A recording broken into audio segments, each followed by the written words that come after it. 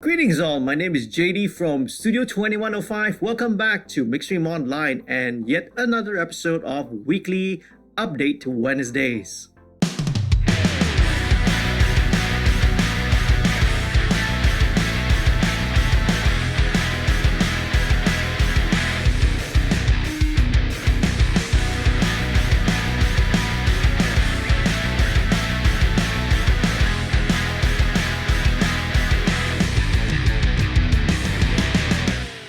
First of all, I don't want to forget, I want to give a big shout out and thank you to all the patrons who help to support the channel financially. If you are new here, please do click on the subscribe button and also click on the notification bell so that you'll be updated every time I put out a brand new video. Do sign up for the email list, and if you want to become a patron, head on down to www.patreon.com/studio2105.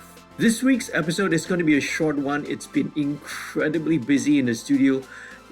What happened is that ever since the whole creative sector opened back in mid-September, it literally opened the floodgate of work, right? That's been coming in.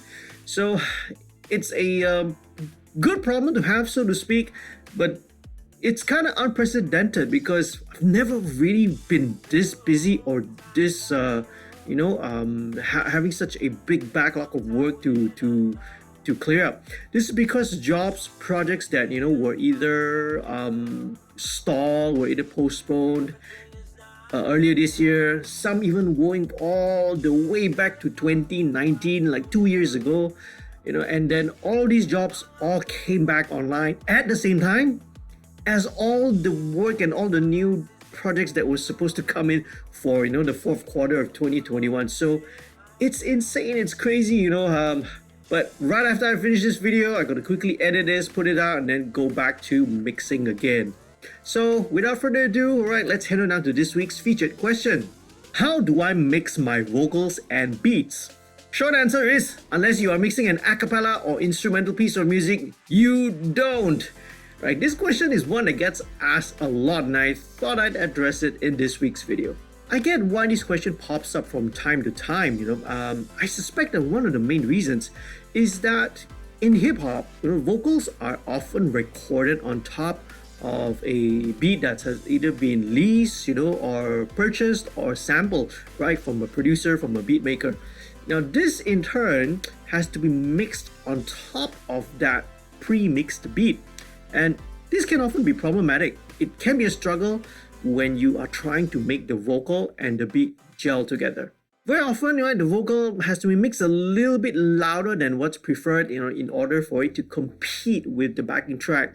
And the end result is that it sounds a bit disjointed. The vocal seems separated. It doesn't seem to fit. It doesn't seem to belong in the music. Now, in an ideal situation, you should ask for the multitracks, or at the very least, right, the stem mixes for the various parts, the various elements, right, that make up the beat. Maybe the drums, a drum stem, a bass line, a synth lead line, percussion, etc. And the various different elements, right?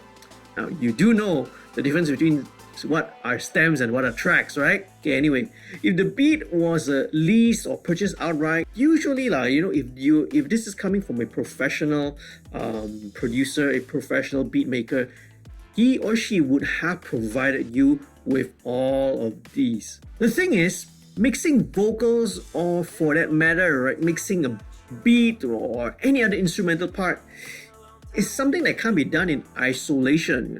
Mixing decisions need to always be made in context. How loud a vocal, how much EQ, how much compression, what sort of effects, etc. depends on how it works with the rest of the music. You boost the frequency here, there, you apply this compression here and there. It makes no sense. It has no meaning, right, without context, without listening to how it works with the track.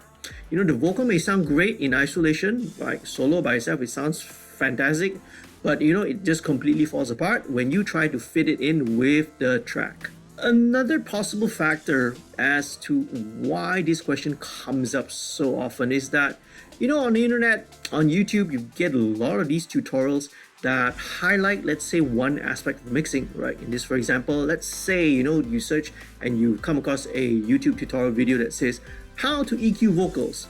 Yeah, to someone who's just starting out, it can give the impression that it's something that's done in isolation when in fact it isn't. Same goes when I hear someone ask about how to master vocals. Oh, okay, there's no such thing, okay? You can only master an entire song, the whole song, right, as a whole. So in conclusion, unless your music consists of purely vocals, for example, a choral, a cappella, or a barbershop group, or it's an instrumental, right? You can mix your vocals or beats, okay?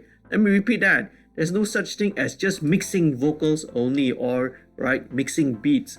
You have to mix the song as a whole. So that's it. It's really short, right? This week I gotta get back to work right away after this, right? After making a quick edit and rendering the this week's video. Got to get back to work. Thanks so much for watching. I hope you found this a little bit useful, a little bit informative. If you did, please do leave a like. Do share this with your friends as well. And if you haven't done so, please do click on the subscribe button, okay? And also the notification bell as well. Hope to see you again real soon. I've got another episode of MixStream coming out this Friday, so do check it out. Hope to see you there.